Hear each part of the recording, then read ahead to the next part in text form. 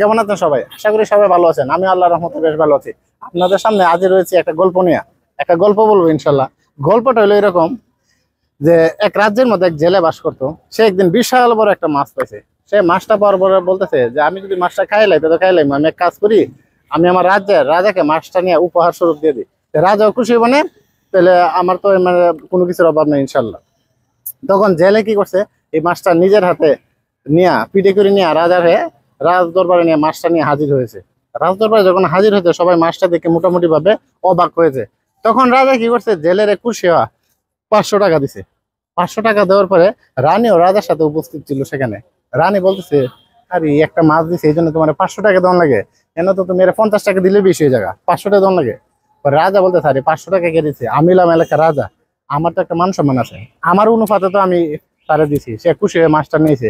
তো তুমি এক কাজ করো, জেলেরা ডাক দাও, ডাক দিয়ে তুমি টাকাটা ফেরত নাও। করে দেখি না সম্ভব, আমি টাকা দিয়েছি এটা তো ফেরত নেই, কখনোই সম্ভব না। না, এমন একটা বুদ্ধি আমি তোমাকে দিব, যে বুদ্ধিটা দিলে তুমি মাছটা ফেরত নিতে পারবা। পরে বলতেছে কি বুদ্ধি? তুমি জেলের ডাক দাও, তুমি জেলের ডাক দিয়ে জিজ্ঞেস করবা যে জিজ্ঞেস করা যে মাছটা যে দিলে মাছটা কি পুরুষ নাকি মহিলা। জেলে যদি বলে মাছটা পুরুষ তাহলে তুমি বলবো আমার মহিলা মাছ দরকার, আর জেলে যদি বলে মাছটা মহিলা তখন তুমি বলবো আমার পুরুষ মাছ দরকার। বলছে আচ্ছা ঠিক আছে। জেলের আবার ডাকছে, এই জেলে এদিকে, আচ্ছা কত তুই যে আমার মাছটা দিলে মাছটা কি পুরুষ না মহিলা। জেলেও চিন্তা করি কি মাছ দিলছি, রাজা আমার পুরস্কার দিছে, ওখানে আবার পুরুষ মহিলা জানার দরকারটা কি। জেলে একটু টেকনিক করে করলো, জেলেরও বুদ্ধি কম না। করলো, রাজা মশাই বেয়াদবি মাফ করবেন, বেয়াদবি মাফ করবেন, এই মাছটা আসলে পুরুষ না মহিলাও না, এই মাছটা হলে মূলত হিজড়া। এই কথা কোয়ার পরে তো রাজদরবার সবাই অনেক মানে লজ্জা পাইছে এবং শরম পাইছে। রানী কি করছে, আঁচল দিয়ে মানে মুখ ডেকে লেছে। মুখ ডেকে লেছে পরে রাজা কি করছে, এই প্রশ্নের উত্তর শুন না হেরে আরো 500 টাকা দিছে, অতিরিক্ত 500 টাকা ঘুষিয়া মোট 1000 টাকা পেয়েছে।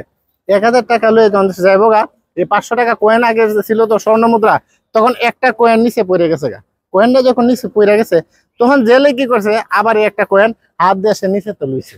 লোয়ার পরে হন্ত উঠছে রানীর এই দৃশ্য দেখে রাগ, দেখছো এই জেলে ছোট লোকের বাচ্চা, তোমার আগে কইছি যে এত টাকা দরকার নাই। রাজারা বলছে যে হ্যাঁ 500 টাকা পাইছে, 500 টাকা জায়গায় তুমি 1000 টাকা দিছো, হ্যাঁ খুশি হওয়ার কথা। হ্যাঁ আর ওই 1 টাকার কয়েনটা নেওয়া লাগে নিচেতে।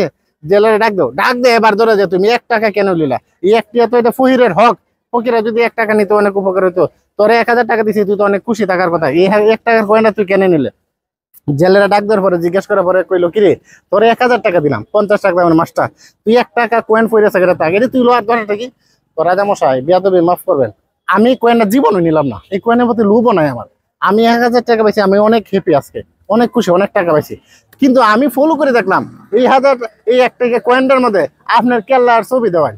তখন আমি চিন্তা করলাম মানছি দেখবো আপনার কেল্লাটা এইভাবে ফাইরে ফাইরে দেবো, আপনার কেল্লা যাবে ফাইরে ফাইরে দিতে পারবো। রাজা মশাই আমি আপনার এই প্রজয় এটা আমার সহ্য হতো না, তাই আপনি আপনার মান সম্মান বাঁচিয়ে দিকে আমি 1 টাকার কয়েনটা আমি নিলাম। তখন রাজা মশাই বলে, হ্যাঁ কথাটা ঠিক, তুই তো আসলে ভালো লোক, আরো 500 টাকা নে, তুই 1500 টাকা নিয়ে আরো 500 টাকা নে, মদন গোপাল থেকে তুই মিষ্টি কিনে বড়বাজারের সামনে যাবে আর মানুষের চিল্লা চিল্লা করবে। মহিলার কথা শুনলে যে জায়গায় 50 টাকাতে কাজ করা যায় এই জায়গায় 1500 টাকা দেওয়া লাগে, এই স্লোগান দিয়ে তুই বড়বাজার পারবে। দর্শকরা আশা করি আপনারা বুঝছেন, এর বেশি কিছু আমার বলার নেই, বিস্তারিত বুঝে নেন। যাই হোক আজকে পর্যন্তই, ধন্যবাদ সবাইকে, ভালো থাকবেন, আসসালামু আলাইকুম।